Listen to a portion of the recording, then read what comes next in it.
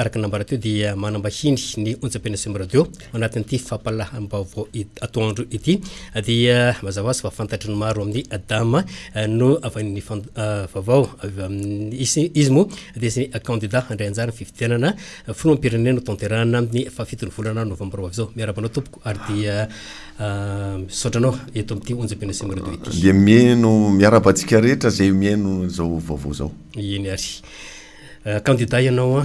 fanteny voalohany dia hoe inona tena naprisika anao handray anjara amin'ity fifidianana ity efa 70 taona zao no nirako ny tsindry azo lena mahazo ny olona maro anisa eto Madagasikara ary anisan'izay koa ny famakina batsilana amin'ny alalan'ny hira ny fampahantrana miopapana zay mianjady ny aty amin'ny vahoaka tsy vaky volo mbola ao ihany koa ny asandahalo na ambony latabatra io na ambany vohitra ka amin'izao fotoana zao noho ny fangatahan'ny olona maro zay any ambalam-bahoaka dia mitondra hiraka zany zao mamita hiraka ilaza sy ijoro hitondra ny feo an'ireo olona avy any ambalam-bahoaka zay nandefitra manana ny rariny hatramin'izay sy nangina manoloana ny zava-mitranga amin'izao fotoana zao ny resaka hira ianao teo tany am-piandohana tokoa raha ny hira zay nisy anao nitarika nisy anao dia tena niresaka tokoa ny fiainana akapoben'ny firenena ny fiainana akapoben'ny vahoaka malagasy tsy akanavaka na an-tanan-dehibe na ambany vohitra ary dia azo lazaina fa tafampita ihany tamin'izany fotoana zany fa ankehitriny ve mbola azo atao ihany hoe amin'ny alalan'ny hira ihany koa no ampitana afatra ho an'ny vahoaka na ny firenena zao teo miteny hoe tafampita ihany mazava be fa tsy vitan'ny fampitsetsetra amin'ny hira ntsony ty fa tsy maintsy mandray andraikitra amin'izao fotoana zao manoloana ny zavatra misy eto Madagasikara satria nahoana hoy ianao tsy tara mihitsy amin'izao fotoana zao ny fijoroana mitondra ny feony olona avy any ambalam-bahoaka inona ny zavatra mitranga ny isaky ny tonga ny fifidianana hatramin'izay dia miandrandra ny fifidianana zany dia fomba anankiray ahafahan'ny malagasy mampiseho hoe izay miandriandra fiainana tsaratsara kokoa noho izao isaky ny fifidianana zany teto dia niandrandra fiainana vaovao foana ny malagasy isaky ny fifidianana hoavy indray zao fifidianana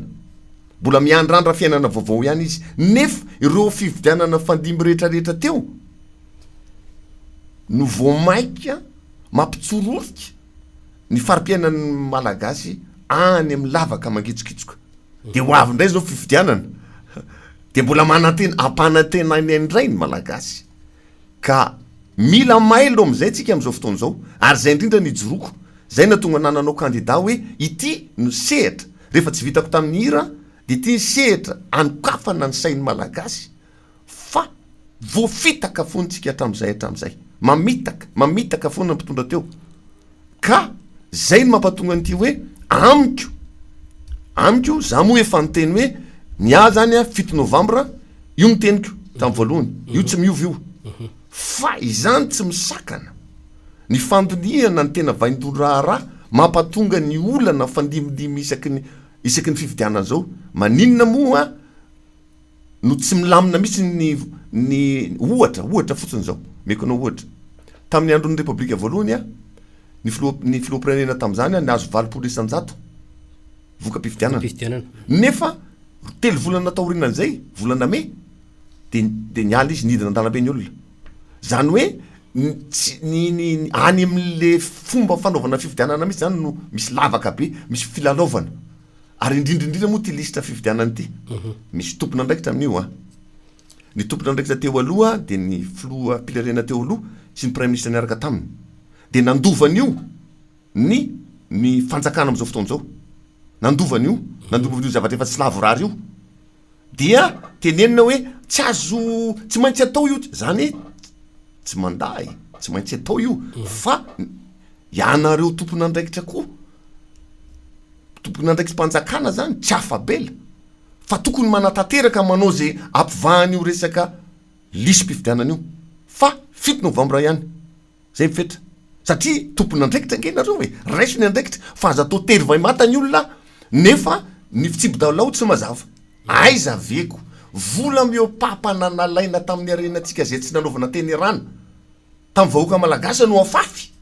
de ararotona ny fantranyny olona ividianana safidiny olona azany ve de mba mety kose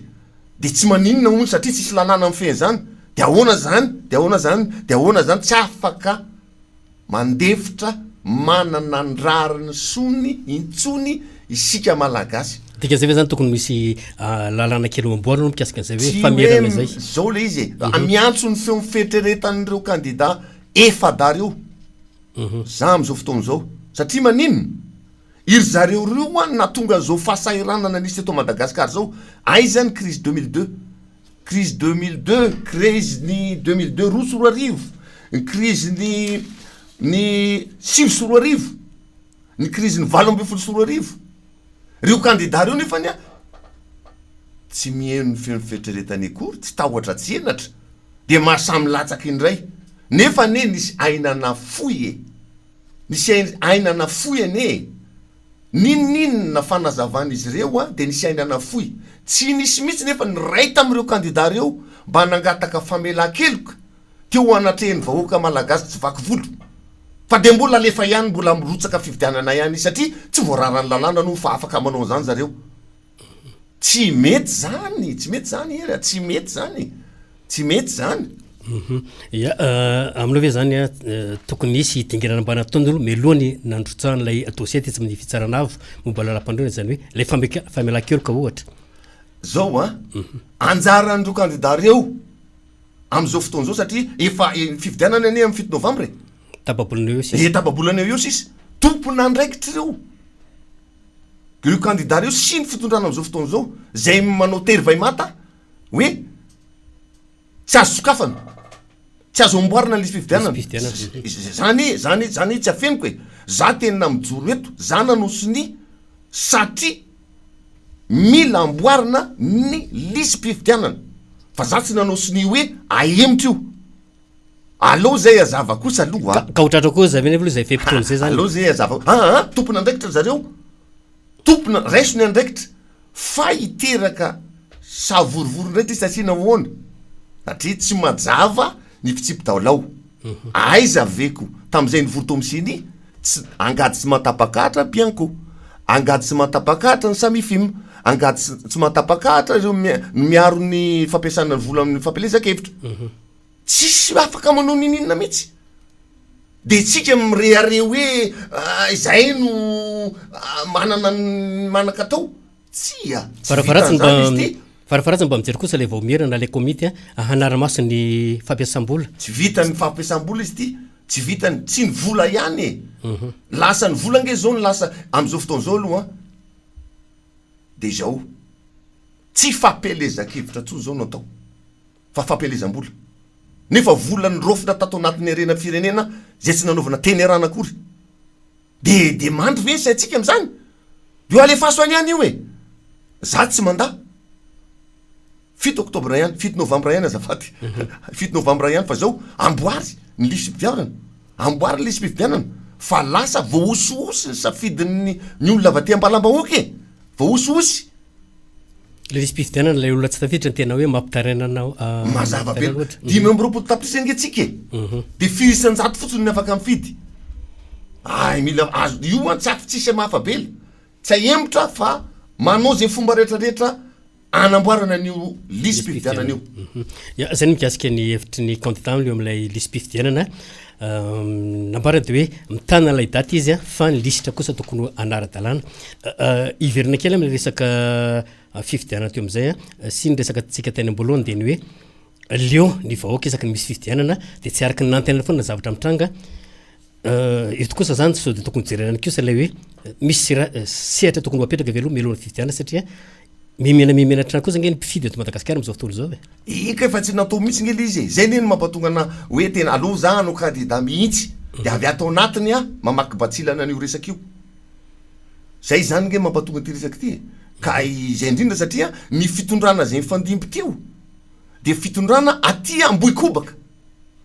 zany hoe olombitsy no mifehy arenany Madagasikara olombitsy no mifehy ny fanaovana politika ny olombitsy no mifehy ny fahefana lasa mpanjaka voafidy ny filoham-pirenena zay fandimidimy teo lasa mpanjaka voafidy de manao zay tiany eto am'ty tady de zany ve de mbola ekena noho izany zay ny feo avy any ambalam-bahoaka zay hoetiko de hoe andao averina any fokon'olona zay zany le izy hoe tena aloha ovaina mihitsy a de ahena ny fahefan'ny filoham-pirenena za milatsaka zao ne dikan'izao filasako zao a hoe manena ny fahefako omenina ny fiarametan'ny fokon'olona eto Madagasikara averina mirafitra fokon'olona zany ny resaka fahefapokon'olona ny resaka de am'izay fotoan'izay a any a no atao etanjara mora zaka zany hoe tsy misaraka ny fokon'olona sy ny fokotany satria ny fokotany no anatanteraka ny vinapokon'olona zay zany ny tena zavatra tsy maintsy apetraka eto amin'ity firenena ity ary zay ny mampatonga ana ilatsaka hoe andao am'izay ho azavana amin'ny malagasy fa ity filasahako ty ane ka tsy ho anazasa mirery fa fitsinjovana ny feo avy any ambalam-bahoaka zay ny raharako hatramin'izay ary tanterahana am'izay amin'ny fametrahana rafitra fokon'olona sy ny fokotany de ny firaisapokon'olona sy ny firaisapokotany miakatra de miakatra ihany ny vivondrona-pokon'olona sy ny vivondrona-pokotany zay ny ambaratonga mpitondrana anaovana fitsinjara-pitondrana sy fitsinjara-pahefana tena izy am'izay fanaraka amin'ny mahamalagasy ny malagasy fa tsy programa nasa avy any ampitan-dranomasina any no ampanifisina ny oloneto zany hoe ny fokon'olona no mamolavola lay tetika mpampantronana anatin'ny tanàna de iny miakatra tsikelikely fa rehefa tonga amin'ny fitondrana vo afaka manao an'izay tsika de rehefa tonga amin'ny fitondrana tsika de mazava be fa tsy maintsy ahato aloha ahato ny fanaovana politika zay manakorotana ny firenena am'izao fotoan'izao ny fanaovana filarovana politika zany ahato de nisy ohatran'izany nge teto amin'ny firenena tsy maintsy atao amin'ny alalan'ny ordonnance de ahato aloha ny fanaovana politika fa amin'ny alalan'ny fanaovana ordonnance de am'izay fotoan'izay tsika manao zaika be pokon'olona ametrahana an'io rafitra fokon'olona zay matematisy malagasy zay tsy manana ny maizy atsony am'izao fotoan'izao fa mindrana ny fampivoany lasitra fampandrosoana avy any an-tafy zao no entina reharehana anaovana an'ity fampandrosoana Madagasikara ty aloha raisitsika am'izay rangany tanàna azafady aloha raisitsika am'izay ny firenena aloha raisitsika am'izay ny firenena raisitsika am'izay Madagasikara ho raisitsika malagasy avy aty ambalam-bahoaka andao porofoina fa vitatsika io ary zao andao porofoina fa vitatsika io ary vitatsika amin'ny fifidianana io satria reo filoham-pirenena efadara io tsy afabela tamin'ny zavatra natao teto firenena mendrika fitsaram-bahoaka reo ary fitsaram-bahoaka amin'ny alalan'ny fandatsaham-bato zay ataotsika amin'ny 7 novambra afaraparany fa mbola misy fotoana moa ho avy eto anao de velabelatra kokoa am'izay resaka sika fa ny tena olana am'izao taon'izao de ianao tena nameraka le hoe ato mihitsy aloha ny kilalao politika hiarany kilalao politika ny fokon'olona sy ny fokotany am'izao fotoan'izao ny ministera ny aty tany anjarany manendry folo-pokotany commune mandritro an'izay ihany koa so de tsy azon'olo resaka zafady rehefa tonga amin'ny fitondrana tsika vo manao an'izay tsy afaka manao an'izay tsika raha tsy tonga amin'ny fitondrana ary zay tsara ho fantatry ny tsika rehetra malagasy tsy vaky volo rehefa tonga amin'ny fitondrana tsika de ato aloha fanaovana politika satria io mampisavorovoro ny fiainatsika zao ary io mpanao politika io nge tsy izy fa olom-bitsy zay manam-bola be sy mamapitra fahefana eto ko manina raha porofotsika amin'ny fifidianana amin'ny 7 novambra fa atsika koa Madagasikara dama loatra hoe mbola ray misy evadary no tafapetraka eo ahoana ny fomba ino ny fepetra horesin'ny dama sady hoe zay zany aloha ny safidim-bahoaka raha mbola ray am'ireo evadary io tafapetraka eo za tsy mieritreritra zany mihitsy satria efa tetena miantso ny feony fieritreretantsika malagasy am'izao fotoana zao aza vela zala reo tsony azafady aza vela ireo filoham-pirenena efa tondroreo tsony no hitondrany Madagasikara fa andao raisitsika malagasy am'izay amin'ny alalany fiarahametan'ny fokon'olona manao valibabena ho an'ity nosy malalatsika ty farany tera farany hoe azao zany fampilezekevitra ataonao am'izao fotoana ny fampilezekevitra ataonay a de mandeha manatona any amin'ny fokotany sy any amin'ny fototra mametraka mandray ny lista ny olona hoe izy nareo manana karapanondro izy ny afaka mifidy zay ny ataonay satria ny anay a tsy zahay no mamory olona tsy zay no teny hoe avia ty fidio zahay fa ny anay izay no manatona ny olona zay ny tsy ampy ane rafitra akaiky ny olo-pirenena rafitra akaiky ny vahoaka ahafahany mitaraina ahafahany milaza ny heviny ahafahany miteny hoe manara-maso ny zavatra ataon'io fokotany io akaiky zareo io ny resaka fandriampalemana ny resaka momba ny fahasalamana momba ny fianarana momba ny kolikoly eo nivon'ny fokotany satria io rafitra akaiky azy a azony olona araha-maso tsara ny fampandehanana an'io ianary sorana betsaka ny candidat tame zafy-mahaly eo ny vahiny teto amin'ny ty fampalalambavao ty verina fa mbola ho avy eto anao manaraka iresantsika bebe koa mikasika zay ary dia verina fa hisy fotoana lavalava angamba ny iresantsika ilaina mihitsy satria mila sokafana zay atsika fa voarebirebin'ny rentirenty sy ny rindra voarebirebin'ny rendrarentritsika zao famitandrema ianary isorana ny vahiny tam'ty atoandro ity